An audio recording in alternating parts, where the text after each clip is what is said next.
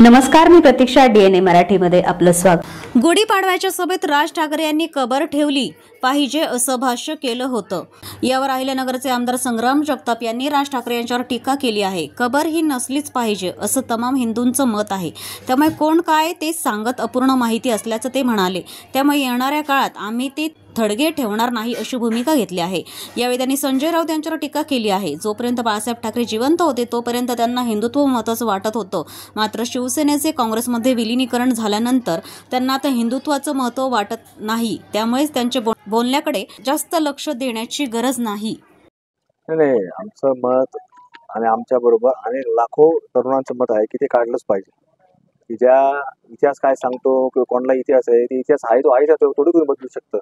पण थडगं असलं तर इतिहास बदलणार आहे, का थडगं नसलं तर इतिहास बदलणार आहे असं होऊ शकत नाही. त्यामुळे थडगं नसणं महाराष्ट्राच्या भूमीमध्ये हीच सगळ्या महाराष्ट्रवासियांची, विशेषतः युवक वर्गाची मागणी आहे आणि ती आम्ही एक ना एक दिवशी आम्ही सगळेजण मिळून ती पूर्ण करणार आहोत. नाही, काय होतं, ज्या वेळेला संपूर्ण ते लोक, ज्यावेळेला सर्वस्य हिंदुत्व सम्राट बाळासाहेब ठाकरे होते, तर त्यावेळेला ते सगळे लोक काम करत होते. तोपर्यंत त्यांना हिंदुत्व महत्त्वाचं वाटत होतं.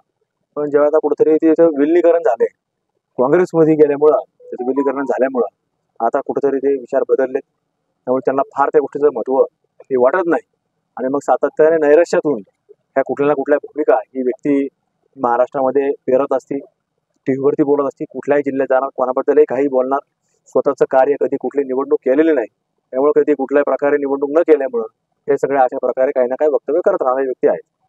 प्रतिनिधी मुंतजीर शेख, DNA मराठी, अहिल्यानगर.